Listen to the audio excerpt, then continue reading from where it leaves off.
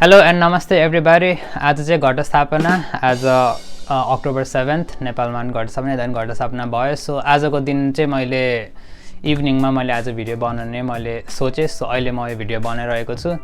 आजको यो टपिकमा चाहिँ म बोल्छु अबाउट स्प्रिङ इन्टेक. यो चाहिँ जनवरीको इन्टेक. आई गेस यो इन्टेकमा चाहिँ टर्ने नेपाली स्टुडेन्टहरू आउँदै हुन्छ. मैले लाइक मेरो हाम्रो फेसबुक ग्रुप अनि प्लस मेरो डिएम र इमेलहरूमा पनि धेरै नेपाली स्टुडेन्ट्सहरूको मैले लाइक क्वेसनहरू हेरिरहेको थिएँ. सो उहाँहरूको क्वेसन मैले मध्यनजर गर्दै आज चाहिँ म एउटा हुन्छ नि स्प्रिङको बारेमा बोल्छु. सो युएस आउनको लागि अहिले चाहिँ 12 पछिको स्टुडेन्टहरू धेरै नै छन्. प्लस 11-12मा पनि आजको स्टुडेन्टहरू मेरो च्यानलको फ्यान बेसमा मैले देखिरहेको छु. सो यो भिडियोमा चाहिँ लाइक स्पेसिफिकली एड्रेस 12 पछि जसले चाहिँ DS-160 बनाइसक्नु भयो होइन, जसले चाहिँ लाइक भिसाको लागि हल्का बुझिसक्नु भयो. न्युबेजहरूको लागि चाहिँ मैले अगाडि नै भने जस्तै त्यो युसेफकै बारेमा बुझ्नु. युसेफको 2 आवर इन्ट्रोडक्टरी सेसन हुन्छ फ्राइडे ग्रुप एडभाइजिङ भन्ने, त्यही गरेर बुझ्दा हुन्छ. अनि त्यहाँ चाहिँ तपाईँले स्कलरसिप तपाईँको होइन ग्रान्ट्स यताउति ट्युसन कस्ट यताउति कति के हुन्छ सबै त्यही बुझ्न सकिन्छ. सो युएसको लागि तपाईँहरूको इन्टेक हुन्छ spring and fall. Spring intake भनेको चाहिँ it's like January to May. Fall intake भनेको चाहिँ तपाईँको अगस्तदेखि डिसेम्बर. सो स्प्रिङ इन्टेकमा चाहिँ म पनि स्प्रिङ इन्टेकमै आएको. So I came here in January of 2021. That's like I guess January 21मा आएको. सो स्प्रिङ इन्टेकमा चाहिँ अब मैले मेरो कुरा गर्नुपर्दा चाहिँ म चाहिँ 4 वर्षमा ग्रेजुएट हुन्छु. सो 2021मा भयो भने 2025 Christmas that's like December 25th मेरो बर्थडे पनि हो क्रिसमसमा. सो डिसेम्बर 25th 2025मा आल बी ग्रेजुएटिङ अम्सलबाट. अनि स्प्रिङ इन्टेकको लागि पनि 4 वर्ष नै लाग्छ अनि फल इन्टेकको लागि पनि तपाईँको 4 वर्ष नै लाग्छ. So spring intake fall intake भयो अहिले. स्प्रिङको बारेमा डेडलाइन चाहिँ इट्स रफली अराउन्ड फर्स्ट विक अफ अक्टोबरबाट सुरु हुन्छ. As early as first week of like same May June July but normally October राख्दा हुन्छ. And then as late as December end भन्दा चाहिँ पछिको डेडलाइन हुँदैन किनभने जनवरीबाट क्लासहरू सुरु हुन्छ मिड जनवरीबाट. सो डेडलाइनको बारेमा पनि भइहाल्यो. अनि अब इन्टेकहरू भयो. When to take the SAT or IELTS यो क्वेसनहरू मलाई टन्नै मान्छेहरूले सोध्नु भएको छ. सो स्याट अर आइएल्स लिन भए चाहिँ स्प्रिङको लागि मैले चाहिँ अक्टोबर 8मा लिएको थिएँ ट्रिनिटीबाट. बट नर्मली अक्टोबर 5, 6, 7, 8 कहिले हुन्छ. October as early as October as late as December 10 हो कि कहिलेको एउटा स्विट स्पट पनि छ. लास्ट स्पट भनेको चाहिँ त्यो गर्दा हुन्छ. अनि तपाईँहरू एकदम एलिट युनिभर्सिटीहरू जाने भए चाहिँ like take it a bit early maybe around August हुन्छ नि, जुलाई अगस्ततिर अप्रिलतिर लिँदा पनि ठिक हुन्छ.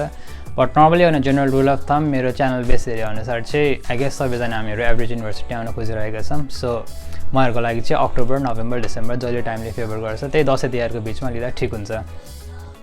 So pros and cons of spring इन्टेकको बारेमा पनि बुझौँ है त. सो प्रोज चाहिँ हुन्छ तपाईँहरूको you get to work in summer. So what happens is you come here in January. So February, March, April, May तपाईँहरू 4 महिना पढ्नुहुन्छ. सेमेस्टर तपाईँहरूको 4 महिना हुन्छ. त्यो 4 महिना पढ्नुहुन्छ. अनि मिड मेमा चाहिँ तपाईँहरूको सेमेस्टर सकिन्छ. सो मिड मे 12-13मा चाहिँ तपाईँहरूको फाइनल एक्जाम हुन्छ. अनि फाइनल एक्जाम सकेपछि तपाईँहरूको मिड अगस्तसम्म चाहिँ बिदा हुन्छ, छुट्टी हुन्छ 3 महिनाको.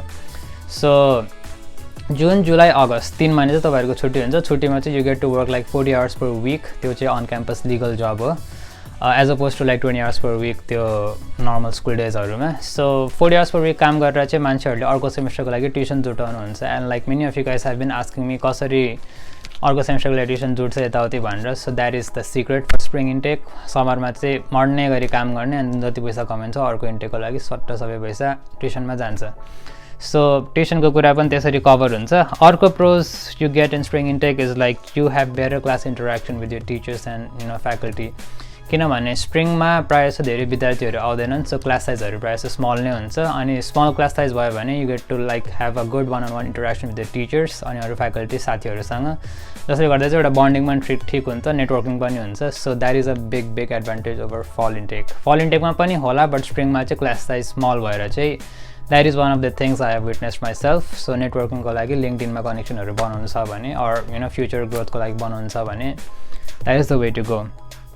अनि कन्सको बारेमा चाहिँ दुईटा कन्स छ मैले जहाँसम्म मलाई थाहा छ मेरो हिसाबले मेरो पर्सेप्सनमा चाहिँ the first con is less scholarship so किनभने धेरै युनिभर्सिटीहरूले धेरै कोर्सहरू दिँदैन स्प्रिङमा सो धेरै कोर्सहरू अफर नगरेपछि स्कलरसिपको कोटा पनि एकदम कम हुन्छ सो स्कलरसिप कम हुन्छ त्यही भएर मान्छेहरूले प्रायः जस्तो स्प्रिङ इन्टेक रुचाउँदैनन् किनभने स्कलरसिप धेरै नै कम भयो भने like tuition price it's like scholarship down भयो भने ट्युसन अप हिल जान्छ क्या सो ट्युसन बढी तिर्नु सट्टा बरु 9 महिना कोर्स म फल इन्टेकलाई नै जान्छु भन्ने मान्छेहरूको चाहिँ मानसिकता त्यस्तो हुन्छ अनि गर्नेले गर्छन् लाइक 95% 96% स्टुडेन्टहरू चाहिँ फलमै आउँछन् like all over the world होइन उनीहरूको चाहिँ क्लासहरू अराउन्ड अप्रिल मेतिर सकिन्छ एन्ड अगस्तको लागि चाहिँ स्विट स्पट हुन्छ सो फल इन्टेकको लागि चाहिँ प्रायः जस्तो स्टुडेन्ट आउँछन् स्प्रिङको लागि चाहिँ प्रायः जस्तो आउँदैनन् सो स्कलरसिप कम हुन्छ अनि त्यो चाहिँ फेरि युनिभर्सिटी हेरी हुन्छ है त्यो सबै युनिभर्सिटीमा स्कलरसिप कम हुने भन्ने होइन म पनि आएँ मेरो कति साथीहरू पनि आएँ हामी स्कलरसिप फल र स्प्रिङमा युनिभर्सिटीले उत्तिकै दिएको थियो so we chose spring intake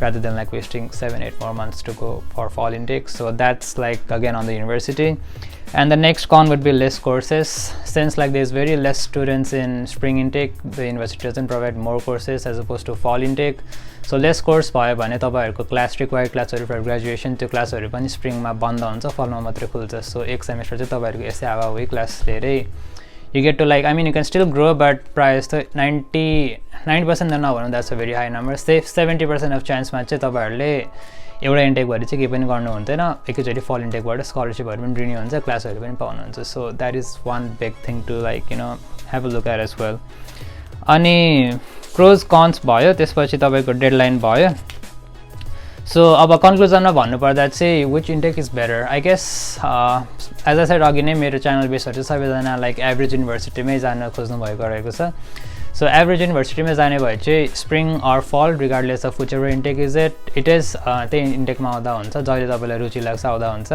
एकचोटि युनिसँग बुझ्नुहोस् हेर्नुहोस् कोर्सहरू यो इन्टेकमा छ कि छैन भनेर बुझ्नुहोस् होइन put some effort international admissions हुन्छ कि फ्याकल्टी मेम्बरहरूलाई हुन्छ कि कसरी हुन्छ try to extract all of the information so that information आएपछि चाहिँ यु गेट टु नो कुन चाहिँ इन्टेक तपाईँहरूलाई राम्रो हुन्छ भनेर अनि त्यो इन्टेकमा आउँदा हुन्छ मेरो हिसाबमा चाहिँ you can come in spring because you get to work in समरमा काम गऱ्यो भने पनि अर्को सेमेस्टरको लागि ढुक्का हुन्छ एन्ड त्यही हो मलाई चाहिँ I look at the pros rather than the cons so प्रोजमा चाहिँ त्यही नेटवर्किङहरू गर्न पाइन्छ होइन एउटा अनि लाइक एउटा कनेक्सन बिल्ड पनि हुन्छ क्या so you get to communicate properly with the teachers अनि कनेक्सन पनि राम्रो हुन्छ जसले गर्दा पछि लाइक एकदम हेल्प हुन्छ so I guess spring would be the way to go but fall is a pretty good option too if you're like looking to get better scholarship you know in terms of like more people more attendance like more opportunities as well but on a general rule of thumb either intake should be fine ani as for the channel like our channel we are already at 1.6k subs so thank you guys for that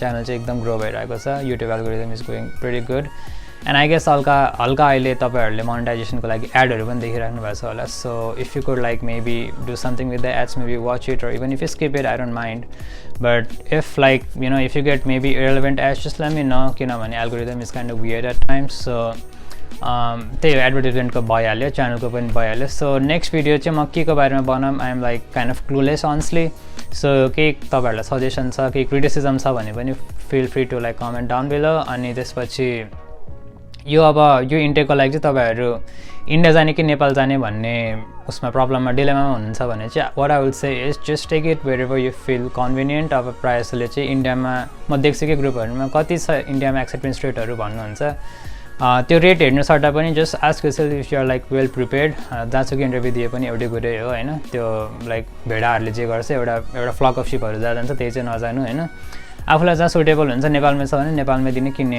India जानु so त्यो कुराहरू हेर्नु नेपालमै दिँदा I think नेपालमै दिँदा best हुन्छ भएन भने लास्ट रिजल्ट भयो भने इन्डियामा जाँदा हुन्छ so that should be it for the video next week I'm gonna catch you guys maybe on Wednesday so I hope you guys stay tuned for that and I thank you guys so much for watching and also happy Dasai to everyone over there thank you and bye bye